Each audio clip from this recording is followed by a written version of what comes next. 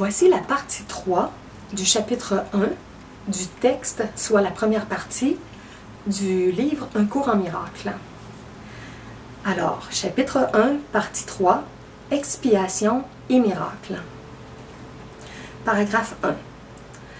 Je suis en charge du processus d'expiation que j'ai entrepris de commencer. Lorsque tu offres un miracle à l'un de mes frères, c'est à toi-même et à moi que tu le fais. La raison pour laquelle tu viens avant moi, c'est que je n'ai pas besoin de miracle pour ma propre expiation, mais je me tiens à la fin au cas où tu échouerais temporairement. Mon rôle dans l'expiation est d'annuler toutes les erreurs que tu ne pourrais corriger autrement. Quand tu auras été ramené à la reconnaissance de ton état originel, tu feras toi-même naturellement partie de l'expiation. Comme tu partages mon indésir d'accepter l'erreur en toi-même et en autrui, tu dois te joindre à la grande croisade pour la corriger. Écoute ma voix, apprends à défaire l'erreur et agis de manière à la corriger. Le pouvoir de faire des miracles t'appartient. Je te fournirai les occasions de les faire, mais tu dois être prêt et désireux. Les faire te convaincra de ton aptitude, parce que la conviction vient par l'accomplissement.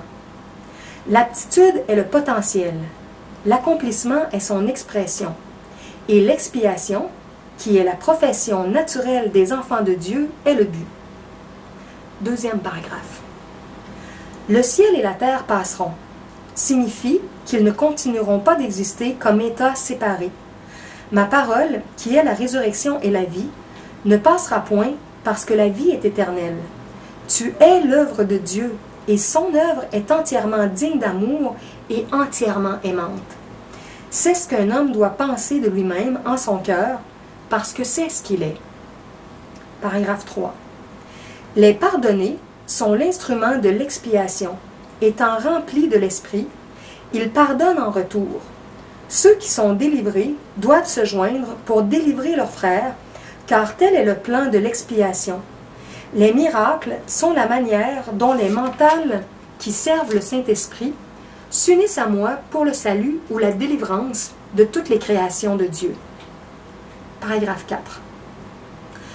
Je suis le seul qui peut faire des miracles sans discrimination parce que je suis l'expiation. Tu as un rôle dans l'expiation que je te dicterai. Demande-moi quel miracle tu devrais accomplir. Cela t'épargne un effort inutile parce que tu agiras sous communication directe. La nature impersonnelle du miracle est un ingrédient essentiel parce qu'elle me permet d'en diriger l'application et les miracles, guidés par moi, conduisent à l'expérience hautement personnelle de la révélation. Un guide ne contrôle pas, mais il dirige, te laissant libre de le suivre. Ne nous induis pas en tentation signifie reconnais tes erreurs et choisis de les abandonner en te laissant guider par moi. Paragraphe 5. L'erreur ne peut pas réellement menacer la vérité qui sait toujours y résister. De fait, seule l'erreur est vulnérable. Tu es libre d'établir ton royaume où bon te semble, mais le choix juste est inévitable si tu te souviens de ceci. L'esprit est à jamais en état de grâce. Ta réalité n'est qu'esprit. Donc, tu es à jamais en état de grâce. L'expiation défait toutes les erreurs à cet égard, et c'est ainsi qu'elle arrache la source de la peur. Chaque fois que tu le ressens comme une menace quand Dieu te rassure, c'est toujours parce que tu défends une loyauté mal placée ou mal dirigée.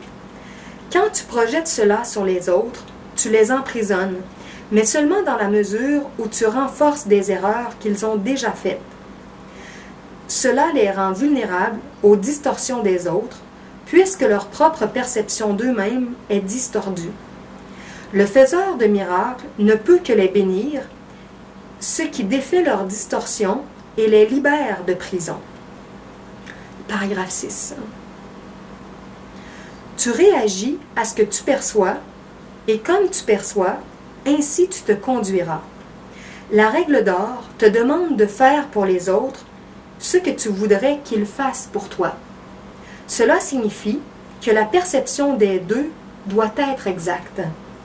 La règle d'or est la règle à suivre pour une conduite appropriée.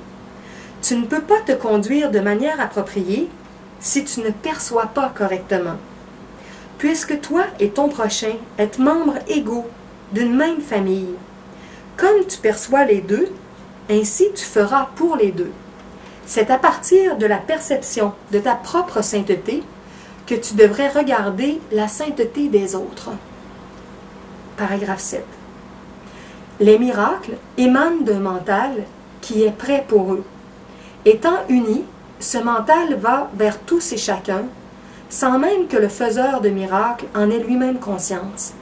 La nature impersonnelle des miracles est due au fait que l'expiation elle-même est une, unissant toutes les créations à leur créateur. Étant l'expression de ce que tu es véritablement, le miracle place le mental en état de grâce. Alors, le mental accueille naturellement l'hôte du dedans et l'étranger du dehors. Quand tu fais entrer l'étranger, il devient ton frère. Paragraphe 8. Que le miracle puisse avoir sur tes frères des effets que tu ne reconnais peut-être pas, ne te concerne pas. Le miracle te bénira toujours, toi. Les miracles qu'on ne te demande pas d'accomplir n'ont pas perdu leur valeur. Ce sont toujours des expressions de ton propre état de grâce, mais c'est moi qui devrais contrôler l'aspect actif du miracle parce que j'ai pleine conscience du plan entier. La nature impersonnelle du mental de miracle assure ta grâce, mais je suis seule en position de connaître où ils peuvent être offerts. Paragraphe 9, le dernier de cette section-là. Les miracles sont sélectifs seulement en ce sens qu'ils sont dirigés vers ceux qui peuvent les utiliser pour eux-mêmes, puisque cela rend inévitable qu'ils les étendent à autrui. Une solide chaîne d'expiation est soudée. Toutefois, ce caractère sélectif ne tient pas compte de l'immensité du miracle lui-même, parce que le concept de taille existe sur un plan qui est lui-même irréel.